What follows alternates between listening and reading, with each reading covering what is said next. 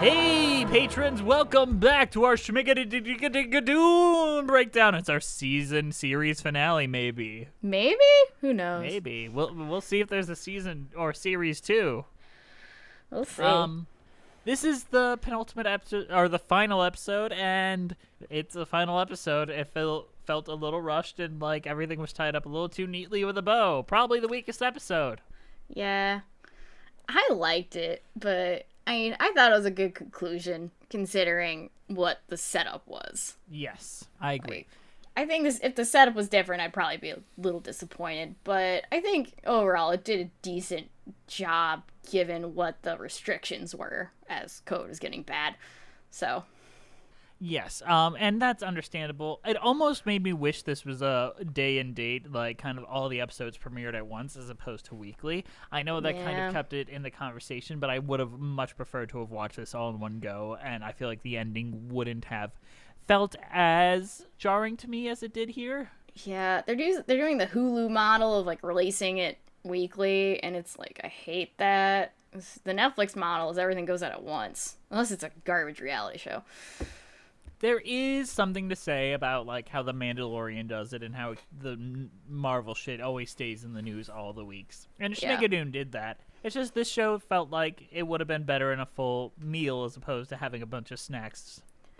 Yeah, it did well in a marketing sense. Yes. But in terms of storytelling, I think you could have maybe released 2 at once and come off slightly better. I almost think it would have been fine the way it was and then release the series finale or the season finale as a 1-hour epic. I feel like it would have flowed a lot better as that and make it a nice 5-episode dealio. Yeah. Also, the 5th episode felt like the first act of the finale. Yes. It didn't feel like a full act, like a 3-act structure. It did feel like a story. Yeah. It felt like a first act setting up the second and third act that is the next episode. Even though the third act is barely a third act. I'm so glad we're in agreement here because I thought we were gonna be on different sides here because I see so many people like that was a perfect finale and I'm like it was good it did it. I don't think it's a perfect finale. I think I got teary-eyed a bit. I will confess. I connected with them at that point. I did too. Like the emotional connection is there. It doesn't tether that. It's just like oh. From like a storytelling, filmmaking perspective, which is how we tend to think, because we went to film school and it ruined our brains. It did. So we think, Jess and I think differently than your average viewer of a television We're program. better than you, is what we're telling you. That is not what I'm saying. You're a Liz is saying it. Don't listen to Jess. He's lying. You're not watching movies right because we went to school to learn how to watch movies correctly. Yeah, I'm totally not the worst person to go to the movies with. Oh, God. Yeah, I am. Don't go to the movies with us, guys, ever. I can't imagine what you and I would be like in a movie theater together. Oh, God. I didn't major in film. I was in, like, more commercial filmmaking, like, studying, so I'm a little less pretentious than your average film student. You know what I did? You want to know how bad I am? My girlfriend and I were watching The Conjuring, and I was like, oh, that's a cool, like, cowboy shot right there. She's like, what the fuck does that mean? So Patrick Wilson gets pulled into a wall and then falls down it. Then you see his stunt actor get pulled from that same position. He was already placed there. And I was like, that's not Patrick Wilson. That was, though. And, like, I can see how the change from stuntmans go. Anytime you see an actor walk out of frame and then jump into frame and do something dangerous, stuntman, change. Oh, yeah. Can't watch Elf without, like, pointing out, all right, Will Ferrell, different. That's not Will Ferrell. And then Miranda was like, fuck off. No, she's like, great. She's very nice about it. But God bless her. I did just kind of stop the movie to explain how it's all fake. Like, my boyfriend majored in marketing and took some film classes, like, not as many as I did, obviously, so we're both kind of on the same wavelength. Yes. So that really does help us watch movies, because we're kind of in agreement most of the time. Well, Miranda has some acting training and all that. Yeah. So she does act in a lot of my movies, and before she did that, she's like, I used to just enjoy it, and you've ruined movies for me, because now I'm just looking for things. She's like... Because I told her anytime there's a close-up, it's going to be something important because they wouldn't have set up that shot unless they really wanted the audience to know it. She's like, it really just kind of ruins how it's all just a machine. If there is a close-up, I know it's going to be a Chekhov's gun thing. Like, I hate it. Yeah. It's just you think differently. It's weird.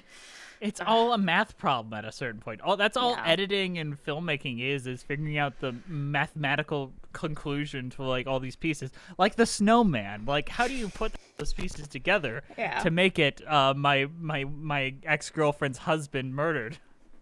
That's another story alert for the snowman, if anyone cares. We talked about it last episode. If they're this far, they know. That's true. We did talk about it last week. I will say, I think Get Out is what taught people that everything in filmmaking is deliberate. And it's like, oh, yeah, they picked all that on purpose. Like, that's for every movie ever. So, I think it did. It taught at least my parents that. Okay, maybe your parents, but I'm like, I can think of like 100 other films that did that. Yeah, you know, the Kuleshov effect. That's a pretty important one. I mean, I know what the Kuleshov effect is, but it's just a stupid effect. I mean, it's an effective one, and one that I use when I teach film to like layman's of like how editing works. That is the basics of editing. You put this face against anything, you will imply your own meaning to it. That is what editing is. And like if we bring up Liza Minnelli, then you bring up a picture of Liza Minnelli, turns on a light. That is a connection. Yeah, I could have just done an interview with Liza Minnelli, but no, Liza Minnelli tries to turn off a lamp. The greatest SNL sketch of all time. You've done a lot of video essays, editing before, and that's the difference between what we do and it's all about knowing your audience. Whereas we are kind of a less serious type thing, so doing something like that is much more apt and much more appreciated. Whereas if you're doing a more serious journalistic type video, you probably would prefer to do a video or an interview with Liza Minnelli. Yes. So basic editing choices impact both your genre, your tone, and your overall stylistic choices. People always give editors like the raw hand in every single form of media, and I think it's bullshit. Sorry, that was my soapbox here to show Liz does a lot of work, and you should respect her craft. God damn it. Was anyone disrespecting my craft? I mean, yes, but we won't talk about that. Let's talk more about Schmigadoon. Oh, God. Tell me more later. There's only 2 songs, and I think that's the average for most episodes is like 2-ish songs.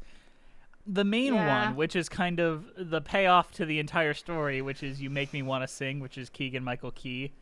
Very charmingly, singing poorly. I liked it. I liked it. It was cute. It would have been better if he sang better, but I get it.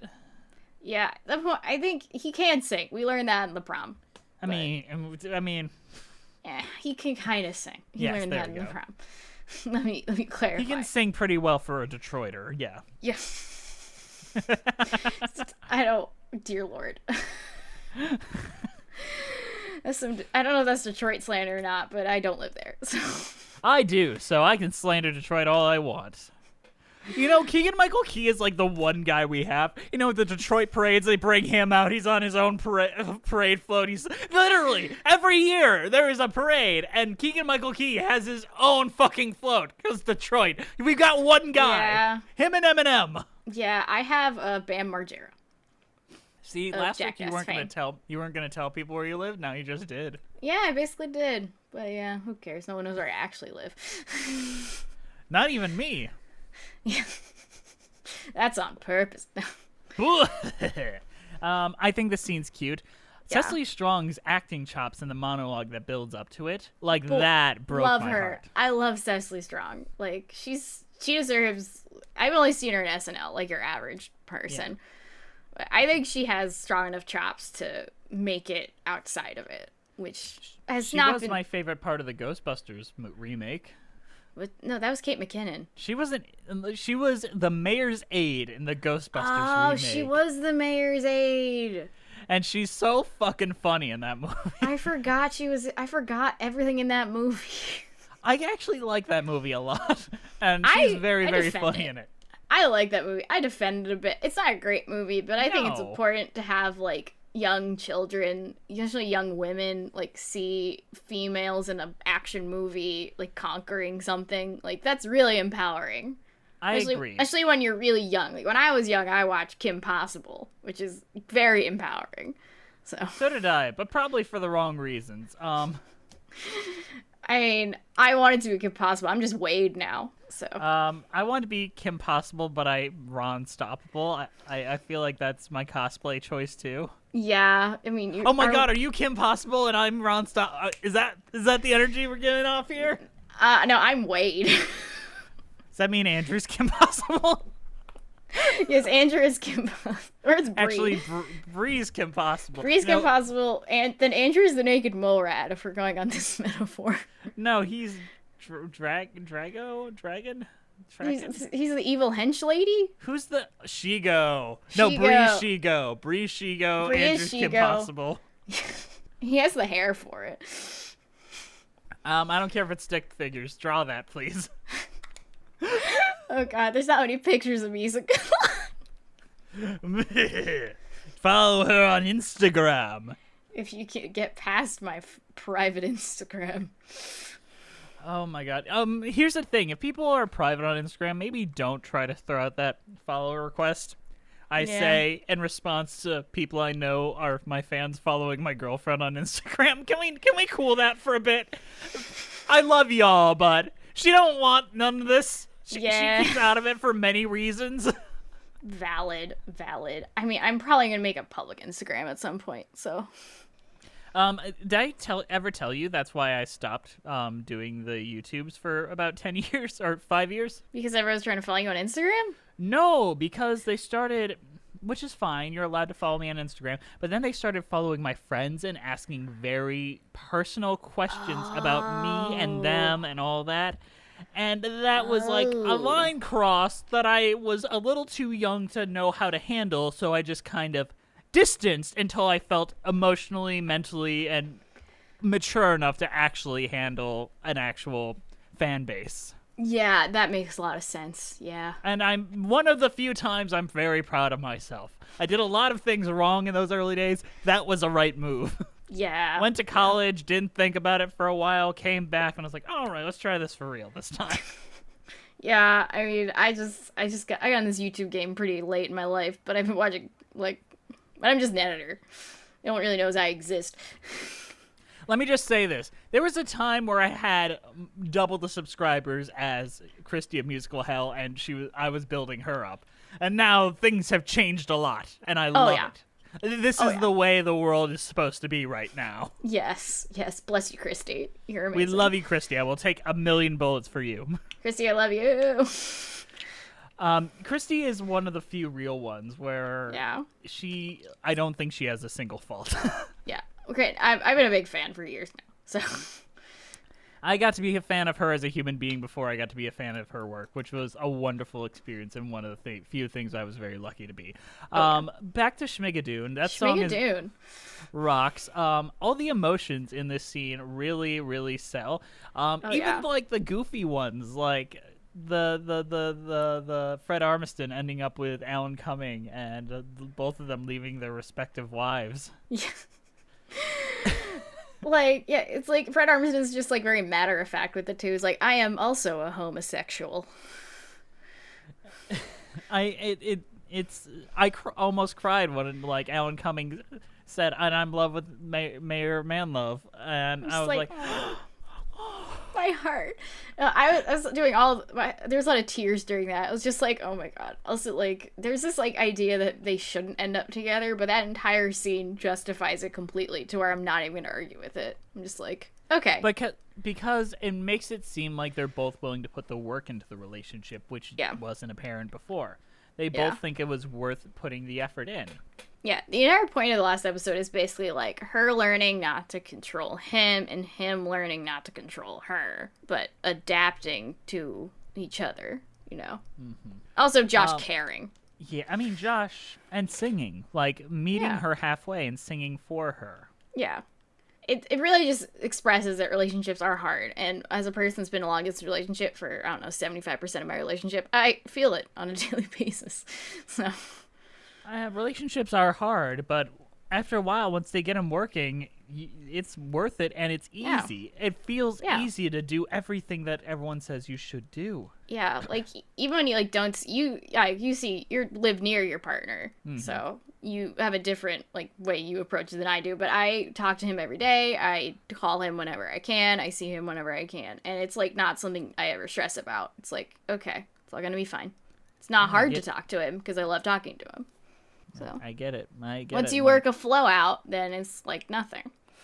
It's part of life. I don't think I could emotionally handle a long distance. That sounds very hard, but you guys seem very healthy despite it all. Yeah, I mean, it's hard. I won't say it's not. I won't say it's easy, but it's like, we're working towards getting to a place where we're not, which is what we have to do right now. So. Relationships are hard. Maybe you guys should settle down in Schmigadoon, where you pay 50 cents for a hotel room. We're both pretty broke, so that might be a good idea. I honestly, that's all I was thinking about. Man, it would be pretty cheap to live in Schmigadoon. Yeah, I can work in Schmigadoon, but I'd figure something out. I don't care. Like, I can put on one-man shows. Yeah, that'd be fun. I could like massage the mayor's feet, whatever. Yeah, Mayor Menlove would love that. Yeah, or I could be, or even bark at a carousel. But of course, it takes talent to do that well. Or become the new character that yells the news to everybody. Oh yeah, it's the mayor. How did I do? Did I get the job? I think you got the job. Jeez, thanks. Thanks, sister. You got it, bro. Jesse is my brother. Yes, we do have that energy. Strangely, me and Bree do not have sibling energy. I don't know what our energy is. Like me and Andrew have like weird sibling energy. Me and you have weird sibling energy. I don't know what the energy between me and Bree is. I don't think it's sibling, but it's definitely an energy that is very platonic, but very like, how do you describe it? Friendship? No, because it's deeper than friendship, more personal than friendship, but different than brother. Like, I don't know. Cousin. I'll call it cousin because you don't see them every day. Yeah, very close cousin. A very, very close cousin, yeah. Or like a family friend that's been there since infancy. I describe it as that. Like, one that's like, when you see them, it's very, very good and you know you've reached a thing and you want to catch up, but it's not like y'all talk every day. Oh, yeah. Back to Schmigadoon. Schmigadoon. I really, really love the ending song. The change, how we change finale. It reminds me a lot of like Sondheim-y, like melodic shit. I got the Sondheim vibes, but it was also giving me. I hate to say this. It was giving me Let It Grow vibes. Let it grow. I mean, he did write that. He wrote Let It Grow, so it wasn't wrong, but it was giving me Let It Grow vibes, and I was like, oh no. I will say that is the one good song that ended up in the Lorax. I would argue it's the reprise called Let It Die. Let it die, let it die, let it shrivel up and die. Was that Nick Kroll? That was Nick Kroll. Or, no, Rob Riggle. Oh. Nick Kroll wasn't famous enough in 2012, so. Dang. John Mulaney would have been great as the Onceler. He would have been the best Onceler. Oh my god, he would have John Mulaney and Nick Kroll. Oh my god, that would have been so good. I'd watch that. I'd actually watch that. Yeah, and also having the child being played not by like a 26-year-old man would help a lot. Okay, let's remake the Lorax right here. Finn Wolfhard as the little boy. Yes, Audrey. We need a girl. Oh, do we need one? If we're gonna remake it accurately, we have to include the girl. Remake it accurate? No, I'm cutting the girl. That subplot's stupid. Alright, we're cutting it. Cutting Taylor Swift out of the movie. I'm sorry. Alright, Betty White is still the grandma. Yeah, gotta keep Betty White. Jenny Slate is still the mom. She did good too. Yes. I would keep that and keep it familial. Make it about like his connection with the grandma more. This is becoming Make Me a Musical very, very quickly, but I'm into it. Make it about like, hey, grandma, in my days, I saw trees. And make the grandma a character in the flashbacks. We should show the grandmother be. Wait, who's gonna play the young grandma? Jenny Slate. Just keep her. Yeah, Jenny Slate can be the mom and the grandma. Yeah, that makes sense, right? Logically, that makes sense to my brain. It makes sense to me, at least. Wait, who's the Lorax then? Is it still Danny DeVito? Danny DeVito, you can't change that. Come on. I mean, no. That's stellar casting. I love Danny DeVito, but he sounded like a mob boss. Hey, you cut down this tree? I imagine the Lorax. I read the book a lot as a kid. It was my favorite It's my favorite Dr. Seuss book. I imagine the Lorax is like some wise old man telling me that nature is cool. Who? Ian McKellen? Yeah, that'd be good. Or Danny DeVito. Either one.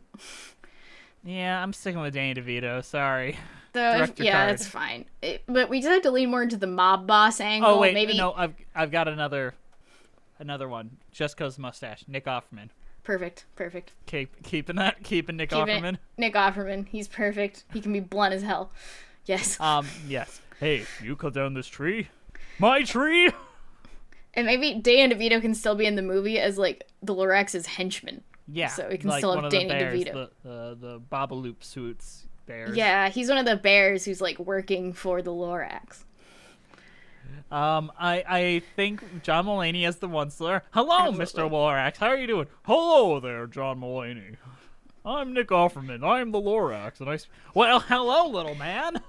And I hate the government. You know what? Capitalism is bad, unless you're me, John Mulaney. John Mulaney believes in capitalism. This is a new theory. You know, being monogamous with your wife is great, unless you're me, John Mulaney. And then I think I should fuck Olivia Wilde. Or Olivia whatever her name is. Olivia Munn.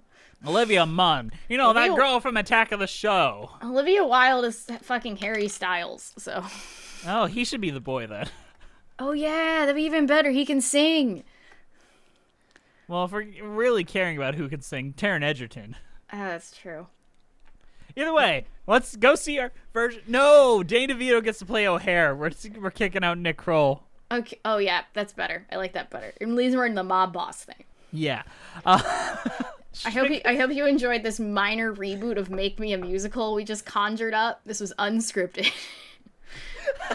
I love it. I love this so flippin' much. Anyway, Schmigadoon is the thing we're supposed to be talking about. This ending was satisfying, and all parties were happy. I mean, this is connected, because the guy that wrote Schmigadoon also wrote the music to the Lorax. Yeah, so the Let It Grow vibes, it made sense to me, because he wrote Let It Grow. So I was like, okay, maybe he'd put little Let It Grow, and maybe a little bit of, I couldn't put my finger on, like, the Sondheim connection right away. It just reminded me of Sunday in the Park with George. Which I have yet to watch, so... Oh, that show. I feel like you and I are going to disagree on that show. That's like one of my favorite musicals of all time. I literally have the Sunday poster hanging here that I look at whenever I get sad. I would be very interested to hear your opinion on Sunday. I'm definitely going to watch it at some point. I just haven't gotten to it. I'm very behind on musicals, like, in general. Yeah, I don't like musicals, Jess. I really don't. No, I like musicals. I watch more horror movies than musicals on an average day. So. I do too. I'm excited to see Candyman one of these days. I'm just terrified of Delta variant. Yeah, me too. I mean, maybe it depends on how my county's doing. But. Like, I'm going to risk it for Dear Evan Hansen because I've got on good authority by, like, my hope in humanity that theater's going to be empty. Yeah, I saw the Suicide Squad in theaters with my boyfriend. It was just the two of us. So. Yeah, I saw it twice. Once my girlfriend on opening night, and it was half full, and everyone kept their distance. Second day, like, with my father, and literally only one other person in the theater. It was great. Yeah, it was good. Great movie, by the way. Yes, watch it on HBO Max if you got a chance, because it is A+. Is it still on there? Am I gotten removed? Oh, no! Well, it'll be on demand. It'll be back on HBO Max in like 2 months, maybe. Yeah, I know, but I want to watch it now. Yeah, my sister had asked me when I saw her recently. She was like, "Is In the Heights still on HBO?" It's like, that was like 2 months ago, honey. Like, you gotta wait now. But do you think they were able to cross the bridge? I think they cut it the way they did, so if they really wanted them to stay in Schmigadoon, they could. I think they crossed the bridge. But I mean, also yes. I just think because of the story, I think season 2, if there is a season 2, it shouldn't be about those two. We close the chapter. They're good. They can make a cameo in season 2 as like they can come visit. Maybe they have free pass to visit Schmigadoon and leave as they please. Or it's like a come from away situation where they go to honeymoon in Schmigadoon. Oh yeah, that'd be so cute. I think the next season should be about a different era of musicals. Maybe like the weird drug era, if we're going for weird shit.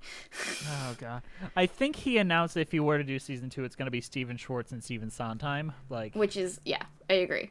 That's a good way to go. I think it should be about a different couple, and I think they should be gay, and that's all I have to say. I don't think it should be a couple. I think it should be family, like an entire family coming in, because Sondheim really likes that. But Sondheim does love families. Yeah. So I think a family would be the next logical step instead of like couple relationships, because there's so much more ground to play with, especially if they get a bigger budget where they can kind of make it twice as long, and you can kind of get like the daughter's subplot, the brother's subplot, the parents. And then there's like new characters entering just cuz. Yeah, but I think we should keep our musical actors the same, Alan Cumming and Kristen Chenoweth and all that. Have you seen Miracle Workers? No, the play or the movie? I'm talking about the Daniel Radcliffe show. With Steve Buscemi and all that. I thought you were talking about the Helen Keller biopic. No, I'm talking about Miracle Workers, where every season it's the same actors doing something brand new, which I think is what I hope they would do here. Yeah, I think they would do that too. Hard reboot. And include some new people, presumably, because their budget will be bigger. Maybe more Jane Krakowski this time. Hopefully. Is there anyone you wanted less of in this series now that we've reached the end? Wanted less of. I can't say. I wanted more of everybody. I think I wanted less of Keegan-Michael Key, but he was very important for the Ariana DeBose section, who is my favorite part of this entire experience. Ariana DeBose is my favorite person in this. Like, yeah, I think maybe less of the Keegan-Michael Key being cynical thing. I agree with that. Kind of mess with the tone, but it was a good contrast. It was a nice break from the whole sentimentality thing, which I think is nice, but it's also at some point it's like, hey, the real world exists. Let's get back into it. Yeah, I agree. Okay, I guess we are reaching the end of our Schmigadoon breakdown, which makes me a little sad because this was a lot of fun, and I love doing it with you, Liz. I love doing a lot of things with you. You're such a fun person to hang out with. Hope you guys liked me. I hope you did too. If not, I'll fight you. I'll take you out behind the shed and I'll fight you. We'll kick you right in the teeth. Knock them 2 front teeth out. Oh God.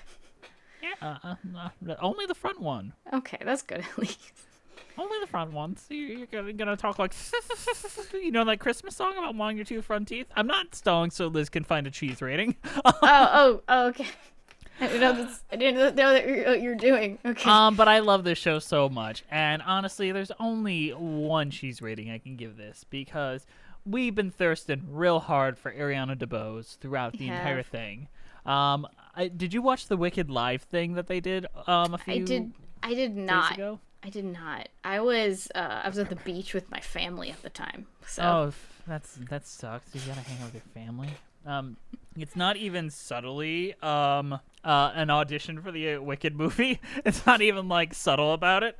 It's like, here's a group of very talented actors singing the songs, and some of it is like, oh, actual entertainment value, and then the rest of it is like, what would it be like if she was Elphaba? And I'll see what it would be like of that. And Ariana DeBose is the only one that acted her song, if that makes sense. Or Amber Riley knocked my socks off. Her voice is incredible. Cynthia Erivo, I'm in tears. But Ariana DeBose played the scene as if she were acting it, and she was the only one that did that, as well as she went up the octaves where she could and all that. She did all the theatery things that you'd expect. She did the Wizard and I in a way that she wasn't just like, the Wizard and I. She's like understanding what the lines mean, trying to deliver them as a character. And I'm like, she is the obvious choice. My girlfriend next to me is like, she didn't impress me. Amber Riley. And I'm like, come on. Follow me here! Jesus! Can't you agree with me on anything? And then So your cheese rating is Ariana DeBose playing Elphaba? My cheese rating comes from a tweet that Ariana DeBose posted on November 4th, 2020, probably regarding the election that was happening at that time. And it says, I always liked Wisconsin cheese, so it can't be anything but Wisconsin cheese. Valid. All right, what is your cheese rating and overall thoughts? Oh, I really like Schmigadoon. I think it did a lot really well. I think the songs are all charming, despite the Let It Grow vibes that I was getting. That's not a bad thing, but still, to remind me the Lorax existed. So, no offense, you guys are very talented. Just the Lorax is the best, guys. Anyway, I really like Schmigadoon. I think all the characters are great. I love all the actors. I mean, it was a nice break from the cabaret video because I had to watch Alan Cumming play a guy with the cords on his balls and humping everybody. So it's a nice break. Yeah, it was a nice break to watch him be a nice old gay man. Just like I just want to be happy. Like, oh, thank God you're not humping everything in sight. Woo. So for my final cheese rating, because I'm new here and I'm allowed to do this, I'm going to give it cheddar. What? How dare you? And I am fired. God, it was a good run. Thanks, Liz. Don't forget your complimentary care package on the way out. Yeah, where is that, by the way? Yeah. Yeah. It's in the garbage. Oh, good. It's good. Like the rest of my life. Anyway, Sincerely, Liz, this was a lot of fun, and I'm glad you did this. I hope. I'm not actually fired. Just to be clear. No, you're not. I'm not actually fired. No, I couldn't fire her if I wanted to. She knows too much. I have all the secrets. Yeah, she could blackmail me if she really wanted to. I can make a twit longer and just expose you. Jess is abusive, rude. He has never paid me a single compliment, and I really, really just don't like his vibe. I don't know what else you could say. He asks overly personal questions about my life, and even when I give vague answers, he still pushes for more specifics. Honestly, it makes me uncomfortable. Okay, I wouldn't say that. I'm fine with that. I appreciate you getting to know me. He tells me a lot about his personal life, and I did not ask for this. Honestly. It's like I'm working for a friend. What is this garbage? I text him and he doesn't reply for 3 to 5 hours? Which is the thing. Sometimes not at all. Well, sometimes his notifications don't work for some goddamn reason. Yeah, that was bad. That was weird. Anyway, no, I have no slander against this man. Yet. Yeah, we'll see. And also, it's not slander if it's true. That's true. I have no bad feelings, no bad vibes. I'm very happy here. I'm very happy to be part of the Musical Cheese fam. I love you all. Thank you for your support. Yes. I can't wait until we do our next thing and Liz will be present for it. It's gonna be great. Cinderella next week. Oh God. Or maybe it already happened. I don't know. Time is a flat circle. Time is a flat circle. I'm very excited to see James Corden just constantly talking about his penis. That was just the prom, right? Yeah, no, there's a cinematic universe of James Corden being obsessed with his penis. I hope it lives up to all the expectations of me wishing I was dead. I hope it lives up to that 33% Rotten Tomatoes. Oh, it went up to 41. Oh, that's not much better. I mean, it's better than going down to 28. I guess, but is it higher than Suicide Squad? I think it's lower than Suicide Squad. No, I mean, not the Suicide Squad. No, it's probably higher than Suicide Squad. I don't remember. A bad Cinderella and unfair. 26 is Suicide Squad. Ooh, oh God. It's better than Suicide Squad. I can at least. Let's just listen to Andrew Lloyd Webber's Bad Cinderella. I'd rather do that. No, thank you. I mean, I'm still watching this movie, though. I'm committed. Yeah, I'm committed. Suicide. All right, guys. We'll see you next time on Patreon with Cheese. Got anything left to say, Liz? I hope you have a Schmigadoon day. Oh, my God. So embarrassing. All right. Bye, guys. Goodbye. See you next time.